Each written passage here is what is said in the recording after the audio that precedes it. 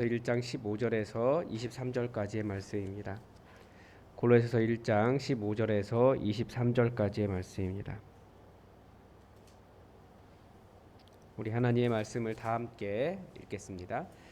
그는 보이지 아니하는 하나님의 형상이시요 모든 피조물보다 먼저 나신 이시니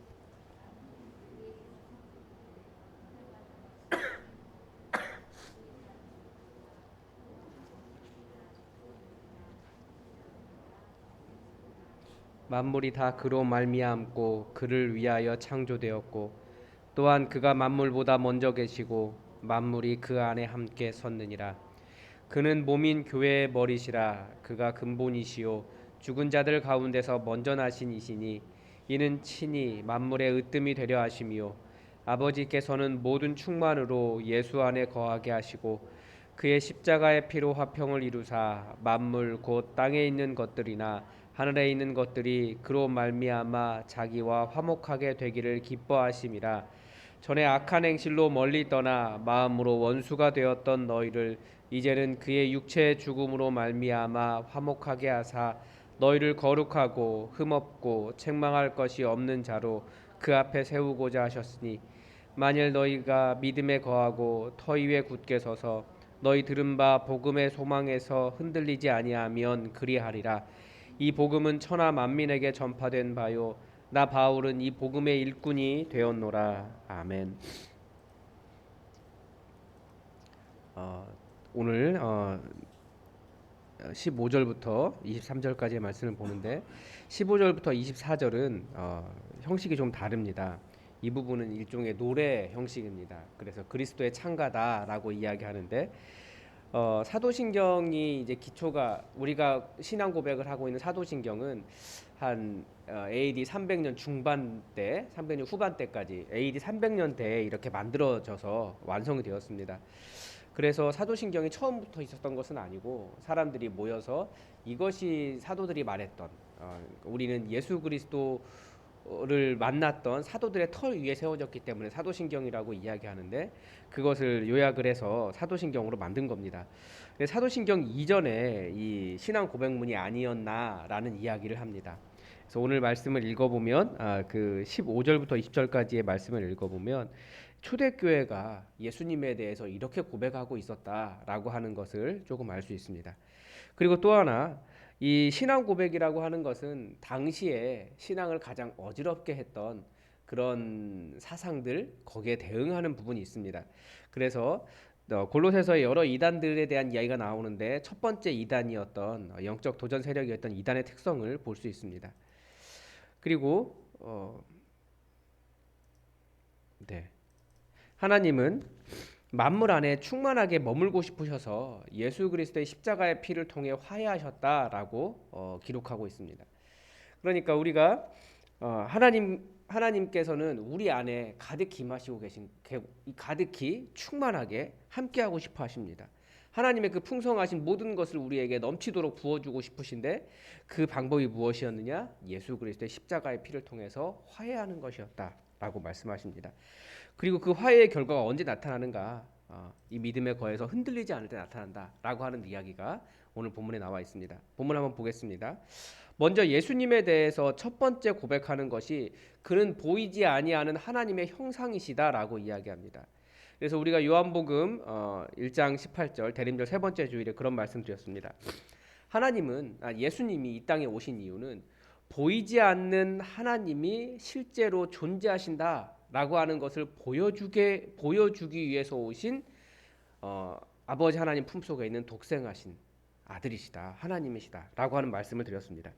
그러니까 예수님께서 이 땅에 오신 이유는 우리는 자꾸 하나님이 없는 것처럼 보여요. 하나님 어디 계시냐고, 하나님 어디 계시냐고. 우리 인생의 그런 흑암들을 살아가죠. 그런데 그것이 아니다. 우리 하나님 살아계시고 전능하시고 성경에 말씀하시는 그 능력의 하나님이 진짜로 계신다. 그리고 너희 삶에서 멀리 떠나 계신 분이 아니라 너희에게 충만하게 임하고 싶어 하시고 너희에게 오신 분이시다. 그것을 보여주시기 위해서 그 아들 하나님이신 예수님께서 이 땅에 오셨다라는 겁니다. 그리고 그것을 정말 얼마나 사랑하시는지를 십자가에서 달려 죽으셔서 우리의 죄의 문제를 해결하시고 우리를 속량 14절에서 말한 것처럼 그의 아들 안에서 우리가 속량 곧 죄사함을 얻었도다 이 역사를 이루신 겁니다. 하나님께서 얼마나 우리를 사랑하시는지 말씀하고 싶으셔서 오신 보이지 아니하시는 하나님의 형상이 예수님이시다라는 겁니다. 그리고 이제 예수님에 대해서 또 다른 표현이 뭐냐면 모든 피조물보다 먼저 나신 이시다라고 이야기합니다. 그러니까 예수님의 시작을 어떻게 표현할 수가 없습니다. 사실 이렇게 말하면 모든 피조물보다 먼저 나신 이시니 그렇게 말하면 하나님이 어떤 만드신 분이시냐? 뭐 여러 가지 우리가 알 수 없는 이야기 그런 질문들을 하게 됩니다. 근데 그게 아니고 모든 만물보다 먼저 나신 분이다라고 하는 말은 모든 만물을 창조하신 분이다라고 하는 것을 이야기합니다. 그러니까 먼저 계신 모든 만물보다 먼저 계신 그분은 하나님이시다. 우리 예수님은 하나님이시다. 이 고백을 지금 여기서 하고 있는 겁니다. 그리고 지금 16절에서 만물에 대한 이야기를 합니다. 만물이 그에게서 창조되었고 보이는 땅 하늘과 땅에 보이는 것들과 보이지 않는 것들 모든 것들 왕권과 주권들이나 통치자들이나 권세자들이나 우리가 눈에 보기에 힘이 있다라고 말하는 모든 것들도 다 예수님 손에서 창조되었다. 또 예수님으로 말미암아 창조되었고 그를 위하여 창조되었다라고 이야기합니다. 여기에는 뭐 어떤 생각이 들어있는 거냐면 이제 당시 헬라 철학을 잠깐 생각해 보면 여러분 말씀드린 적이 있는데요. 플라톤의 이데아라고 하죠. 이 땅에 보이는 것은 하늘에 있는 그 이데아에 있는 것에 대한 모사다. 하늘에 있는 것들을 본따서 이 땅을 만든 것이다라고 해서 정신, 영혼만이 좋은 것이고 물질은 영혼을 가둬놓는 영혼을 어떤 한계 안에 두는 악한 것이다. 이런 것이 헬라 철학에 있었습니다. 그렇기 때문에 물질을 만든 신인 여호와는 악한 신이다라고 말하는 것이 당시에 헬라 철학이었습니다. 헬라 철학 안에서 해석된 기독교 안에 있었던 이단이었습니다. 영지주의라고 하는데 그러니까 물질이 악하다고 하는 영지주의의 이단에 대한 대응입니다. 그런데 예수님은 눈에 보이는 물질만을 창조하신 것이 아니라 하늘에 그러니까 이 땅에 보이지 않는 것까지도 그들이 말하는 헬라 철학에서 말하는 그 영혼의 문제까지도 다 예수님께서 만드신 것이지 그것이 뭐 악한 것도 아니라는 거죠. 그래서 보이지 않는 것들 영지주의에서 선하다고 말하는 것들인데 그런 것마저도 다 지으신 분이 우리 예수님이시고 그래서 그로 말미암아 그를 위하여 창조되었다. 모든 것이 다 우리 예수님께서 만드셨다라고 하는 신앙 고백을 하고 있습니다. 17절에서는 그가 만물보다 먼저 계시고 만물이 그 안에 함께 섰느니라. 그러니까 만물이 만드신 그 존재 이유와 목적은 누가 알 수 있겠습니까? 만드신 분이 아는 겁니다. 그러니까 예수 그리스도 안에서만 바르게 해석되고 바르게 성취될 수 있다라고 하는 것을 그 목적이 성취될 수 있다라고 하는 것을 역시 신앙 고백 안에 담고 있습니다. 그러니까 우리도 마찬가지예요. 우리도 어떻게 살아가는 것이 바르게 살아가는 걸까요? 예수 그리스도 안에 있을 때에만 우리가 그것을 우리의 인생의 목적을 바르게 해석할 수 있다라고 하는 것을 보여줍니다. 그리고 18절에서 거기서만 멈추는 것이 아니라 그 모든 만물 중에서 예수님께서 십자가의 피로 만드신 교회의 존재, 예수님과 교회 관계를 보여줍니다. 이제 교회 관계가 여기 처음 나오는데 그의 몸인 교회의 머리, 그는 몸인 교회의 머리시라. 그러니까 교회 예수님의 관계는 뭐냐면 몸과 머리의 관계예요. 교회는 예수님의 몸이고 예수님은 교회의 머리십니다. 교회의 주인은 예수 그리스도시고 우리는 예수님이라고 하는 머리 없이 살아갈 수 없는 존재다라고 하는 것을 계속해서 보여줍니다. 그리고 그가 근본이시다. 근본이시다라는 말은 이것은 지금 밑에 죽은 자들 가운데서 먼저 나신 이시요라고 하는 이 부활과 관련해서 해석을 해야 됩니다. 그러니까 근본이시다라고 하는 말에 이 단어 원래는 처음이시다라는 거예요. 그가 처음이시다. 죽은 자들 가운데서 먼저 나신 이시로 이시니 그분이 그 일에 대해서 부활에 대해서 처음이시다. 그런 뜻입니다. 왜 그렇게 하셨느냐? 이는 친히 만물의 으뜸이 되려 하심이요. 이제 이 부분의 해석이 좀 애매한데요. 그래서 여기 그리하여가 있습니다. 그리하여 그는 모든 것 안에서 으뜸이 되셨습니다. 부활하셔서 죽은 자들 가운데서 먼저 나셔서 그분이 첫 번째가 되셨는데, 그래서 그분은 모든 것 안에서 으뜸이 되셨습니다. 처음이 되셨습니다. 이런 뜻입니다. 그러니까 결국 교회가 고백했던 예수 그리스도에 대한 신앙 고백의 핵심은 무엇이냐면 죽은 자의 부활입니다. 요한복음에서 예수님을 직접 만났던 제자였던 요한이 계속해서 이야기하는 것처럼 예수 믿으면 결국은 부활한다. 마지막 날에 내가 너희를 살리시리라. 죽지 않는다가 아니에요. 모든 사람들 초대교회에 계속해서 전했던 복음은 이것입니다. 사람이 죽는다. 그러나 예수 믿으면 다시 산다. 여러분 모두 예수 믿으십시오. 그리고 그것을 누가 증명했습니까? 예수님의 부활이 증명했고, 성령님께서 그 사도들과 함께 하시면서 그 역사를 통해서 정말 하나님께서 우리와 함께 계시고 이 약속이 이게 진짜 약속이구나. 예수님께서 보여주셨구나. 이것이 헛된 말이 아니구나. 사람들이 만드는 상상이 아니구나. 진짜로 우리가 예수 믿으면 부활하는구나. 이것이 초대교회의 순식간에 유럽을 덮었던 예수 그리스도의 복음의 능력이었습니다.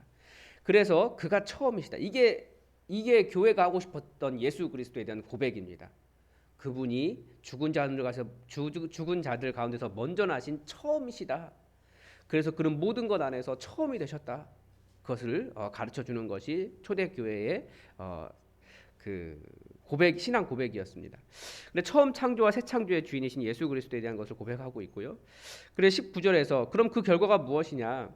아버지께서는 모든 충만으로 예수 안에 거하게 하시고, 그러니까 아버지께서는 이것도 약간 지금 보면 20절 마지막에 화목하게 되기를 기뻐하심이라라고 되어 있는데 이게 한 문장입니다. 문장이 좀 길어요.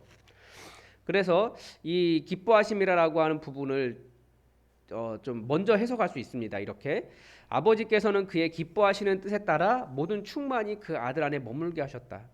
그러니까 하나님 아버지와 이번에는 아들의 관계에 대한 것을 고백을 하고 있는데, 그것이 무엇이냐면 하나님의 그 모든 충만, 하나님의 기뻐하신 뜻에 따라 하나님의 그 모든 충만함이라고 표현하고 있는데, 하나님의 넘치는 그 모든 것, 하나님 그분, 하나님 생각하면 충만하신 분이잖아요. 넘치시는 분이고 사랑이 넘치시는 분이고 능력이 넘치시는 분이고 그 모든 충만으로 예수님 안에 거하게 하셨다라는 뜻입니다. 그래서 하나님의 뜻이 무엇이냐? 하나님의 그 모든 충만한 것들을 예수 그리스도를 통해서 모든 만물이 누리게 하시는 겁니다. 그래서 우리가 예수님을 붙잡고 그 예수님을 바라보면서 그 하나님의 충만하심을 누릴 수 있다라고 말씀하고 계십니다. 그래서 요한복음에서는 뭐라고 이야기하십니까? 예수님께서 이 땅에 오신 이유는 모든 생명으로 그 생명의 풍성함을 더 누리게 하려고 오셨다라는 거예요. 그래서 우리가 기도하는 것이고 예수님께서 보여주신 방법이 기도예요. 하나님 만날 수 있다라는 거죠. 신실하게 주님 안에서 기도할 것을 예수님이 부탁하셨습니다. 그러면 하나님의 그 충만하신 모든 충만함을 누릴 수 있다라고 가르쳐 줍니다. 이게 이제 예수 믿은 사람들이 신앙생활을 하는 방법이었던 거죠. 20절에서는 그래서 그의 십자가의 피로 화평을 이루셨다. 이게 이제 마지막 결론으로 하고 싶은 말이었습니다. 그래서 만물, 그 땅에 있는 것들이나 하늘에 있는 것들이 그로 말미암아 하나님과 화목하게 되기를 하나님께서 기뻐하셨다. 이렇게 이야기하는 거죠. 그러니까 십자가의 효능이 무엇입니까? 십자가의 효능은 우리가 알지 못하는, 보이지 않는 그 하나님과 화평을 이룬 겁니다. 그 십자가 효능, 자기와 화목하게 되기를 기뻐하신 것. 그래서 하나님께서 우리에게 주신 선물이 하나님과의 관계 회복입니다. 그래서 우리가 잘 생각해 보면 우리는 계속해서 하나님과 약간 멀어지려고 하는 경향이 있어요.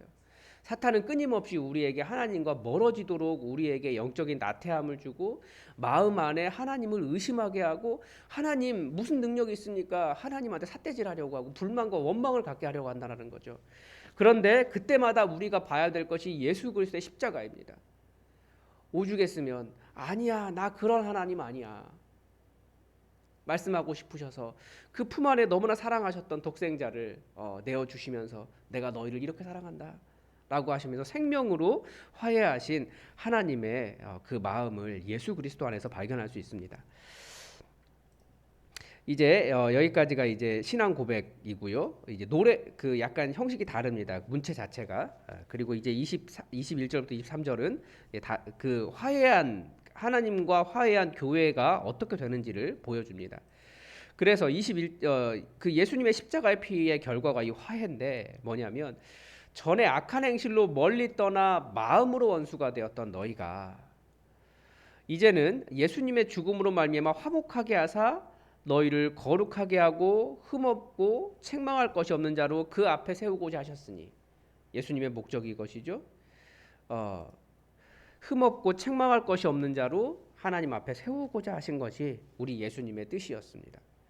그래서 계속해서 예수님이 우리를 인도하시는 방향은 우리가 마음으로 하나님과 멀어지는 것을 선택하지 않고 흠없고 책망할 것이 없는 자로 하나님 앞에 세우려고 하시는 것이 우리 예수님의 뜻입니다.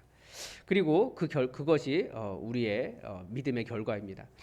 그런데 그 일이 언제 이루어지느냐? 만일 너희가 믿음에 거하고 터 위에 굳게 서서 너희 들은 바 복음의 소망에서 흔들리지 아니하면, 이 말은 무슨 말이겠습니까?